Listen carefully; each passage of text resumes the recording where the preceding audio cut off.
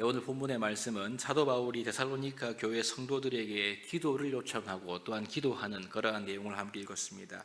알다시피 데살로니가 교회는 사도 바울이 복음을 증거하긴 했지만 오래 머물면서 탄탄하게 목회할 수 없었던 그런 교회였습니다. 왜냐하면 박해자들 때문에 그곳에 오래 머물 수가 없이 빨리 떠나야 했기 때문인 거죠. 따라서 영적으로 아직 어리고 시작된 지 얼마 되지 않은 신생교회인 데살로니가 교회 성도들에게 잘못된 종말론에 대한 가르침에 대한 말씀을 이제 하고 난 이후에 오늘 본문에 기도를 이제 요청하고 있는 것입니다. 지금으로 말한다면 이렇습니다. 교회에 초신자가 등록을 했습니다. 그런데 이제 그가 이제 막 예수님을 믿게 되어서 열심히 신앙생활을 하고 있는데 신앙 때문에 집안이나 직장에서 박해 어려움을 겪고 있는 상태에서 이제 목회자의 영적인 도움과 권면을 받고 있는 그런 상태입니다. 그런데 이때 목회자가 그에게 필요한 말씀을 하고 난 다음에 아직 영적으로 어리고 미숙한 그런 초신자에게 목회자가 자기를 위해서 기도해 달라고 부탁하는 것과 같다. 그렇게 우리가 볼 수가 있겠습니다. 그러므로 여러분, 오늘 본문의 문맥에서 이 모든 사역의 본질적인 부분이 무엇인가? 그것은 바로 기도 그 자체임을 다시 한 번 더 확인해 볼 수가 있습니다. 이 기도는 높은 사람이 낮은 사람에게 해줄 수 있는 것만이 아닌 거죠. 물론 목회자도 평신도를 위해서 기도해야 합니다. 목사님이나 장로님이나 권사님들도 약한 믿음의 사람들을 위해서 기도하고 있지 않습니까? 하지만 여러분, 동시에 초신자들이라 할지라도 평신도들도 목회자를 위해서 또 여러 가지 교회의 직분자를 위해서 기도할 수 있고 또한 기도해야만 하는 것이지요. 이 둘 사이에 기도의 교제가 얼마든지 가능하다는 것을 우리에게 오늘 본문이 말씀해 주고 있습니다.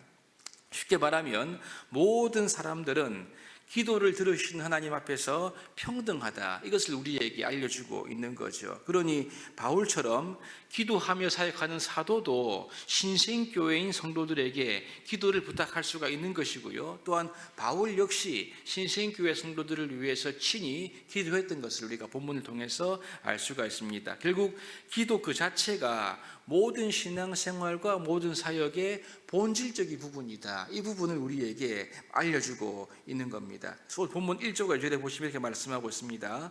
끝으로 형제들아, 너희는 우리를 위하여 기도하기를 주의 말씀이 너희 가운데서와 같이 퍼져나가 영광스럽게 되고 또한 우리를 이 부당하고 악한 사람들에게서 건지시옵소서 하라. 믿음은 모든 사람의 것이 아니니라. 이렇게 바울이 기록합니다. 여기서 여러분, 바울이 지금 기도를 부탁한 내용은 총 두 가지가 있지요. 첫 번째는 주의 말씀, 즉 복음이 데살로니가 교회 성도들에게 퍼졌던 것과 같이 바울 일행이 가는 곳마다 이 복음의 말씀이 퍼질 수 있도록 기도해 달라, 이것을 부탁했습니다. 이 말은 복음을 증거하는 것은 바울 일행이지만 바울이 사람들의 마음을 설득하거나 바꿀 수가 없음을 말씀하고 있는 거죠. 바울이 증거한 이 복음에 하나님의 은혜가 오직 부어져야지만 바울이 가는 곳곳마다 구원의 역사가 일어날 수가 있다. 이 부분을 지금 바울이 인정하고 있는 것입니다. 그래서 겸손히 이 은혜의 필요성을 그가 알기 때문에 신생교회의 성도들에게 이렇게 기도를 요청하고 있는 것을 보게 됩니다. 두 번째는 바울 일행이 악한 사람들로부터 벗어날 수 있도록 기도해 달라, 이렇게 요청하고 있습니다.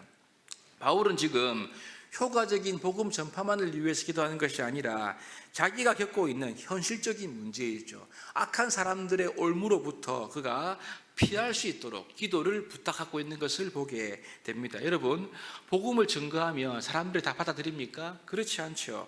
바울이 복음을 증거했을 때 그 복음의 빛이 비치면 그 빛을 받는 사람도 있지만 반대로 그 복음의 빛 때문에 마음이 오히려 강팍해지고 또한 더 나아가 사악해진 사람들도 많았습니다. 이들은 온갖 악한 계략과 폭력으로 복음에 맞서서 바울을 핍박했지 않습니까? 이것은 바울이 복음 사역을 하면서 그가 겪었던 현실이었습니다. 그래서 그의 복음 사역에는 은혜도 있었지만 반대로 거센 저항과 더불어서 어려움이 있었기 때문에 바울은 이러한 현실을 정직하게 인식하면서 이에 대해서 분명하게 기도를 데살로니가 교회 성도들에게 요청한 것을 우리가 함께 보게 되는 것입니다. 여러분, 그렇습니다.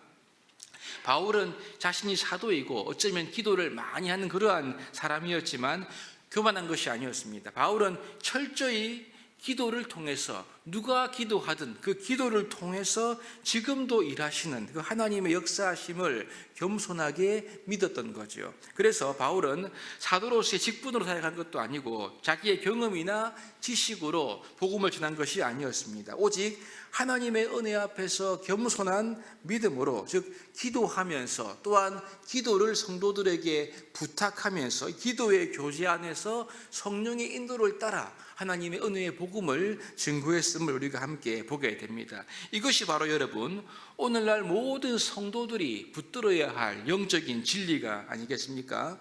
여러분 그렇습니다. 우린 누구나 기도 앞에서 교만할 수가 없는 거죠. 하나님과 연결되는 기도는 오직 겸손한 자만이 드릴 수가 있는 것입니다. 신생교회 성도들에게 마음을 열어서 자기를 위해서 기도해 달라고 요청했던 이 바울의 모습에서 우리는요, 하나님의 은혜는 오직 기도 안에서, 특별히 겸손한 믿음의 기도 안에서 흘러가게 된다는 것을 우리가 함께 알 수가 있는 거죠. 그러면 여러분, 바울은 데살로니가 교회 성도들이 자기를 위해 기도해 달라 이거만 말한 것입니까? 그렇지 않지요. 오늘 본문 3절부터 5절의 말씀은 이제 데살로니가 교회 성도들을 향한 바울의 이제 권면과 더불어 기도의 내용을 함께 기록하고 있습니다. 그 내용 3절에 보면 주님께서 데살로니가 교회 성도들을 굳건하게 하시고 악한 자로부터 지켜주실 거라고 이렇게 말씀을 하고 있죠. 이와 더불어서 권면하면서 뭐라고 말합니까? 이제 주님의 사랑과 인내로 채워지기를 바라면서 이렇게 기도하는 마음으로 성도들을 격려하는 내용으로 우리가 함께 읽어볼 수가 있습니다. 여러분 그렇습니다. 성도의 교제가 무엇일까요? 그것은 그냥 같이 밥 먹고 또 놀고 일상적인 이야기를 하는 것만이 아닌 거죠. 물론 이러한 부분도 필요합니다만은요, 만일 성도가 주 안에서 있으면서 성령 안에서 교통한 이러한 기도의 참된 교제가 성도 안에 없다고 한다면 그 교제는 세상의 교제와 다를 바가 뭐가 있겠습니까? 여러분, 서로 기도하는 관계, 기도 앞에서 겸손히 하나가 될 수 있는 그러한 관계, 이것이 참된 성도의 교제가 아니겠습니까? 서로 기도하고 또 기도를 받으시고 기도를 들으시고 우리의 기도를 이루어 가시는 그 하나님 앞에서 함께 기도해 주는 그러한 관계야말로 하나님이 원하시는 참된 관계인 것이지요. 지금 데살로니가 교회와 바울과 데살로니가 교회의 관계는 이와 같은 서로 기도하는 끈끈한 관계였음을 우리가 오늘 본문을 통해서 확인해 볼 수가 있는 것입니다. 여러분, 오늘 우리 역시 이러한 기도의 교제가 회복되었으면 좋겠습니다. 우리의 구역 모임 가운데, 우리의 기관 가운데, 우리의 모든 믿음의 관계 속에서 오직 기도만이 우리를 하나로 묶을 수가 있음을 기억하시기를 바랍니다. 오직 기도만이 우리의 모든 신앙생활과 봉사의 본질적인 부분이기 때문에 그렇습니다. 그렇기 때문에 기도를 부탁하거나 기도를 우리가 나누는 것을 주저하거나 부끄러워하지 마십시오. 오늘 바울도 신생교회 성도들에게 자기의 기도를 부탁했습니다. 그것도 현실적인 위기로부터의, 어려움으로부터의 기도의 제목을 나눈 것을 보게 된 것이죠. 여러분, 우리도 여러 가지 현실적인 어려운 문제를 서로 나누며 기도할 수 있습니다. 함께 기도하고 성령 안에서 깨어 기도하고 있을 때 우리는요, 우리의 모든 문제 안에서 우리를 이끌어 가시는 그 하나님의 역사하심을 경험할 수가 있는 것이지요. 놀라운 간증이 될 것입니다. 이러한 기도의 풍성한 교제가 있기 위하여 오늘도 우리의 기도를 들으시는 그 하나님 앞에서 겸손한 마음으로 우리가 기도의 띠로 하나가 되기를 사모하면서 우리가 서로 기도하는 그러한 구역, 그러한 기관, 그러한 성도가 될 수 있기를 우리 주님의 이름으로 축복합니다.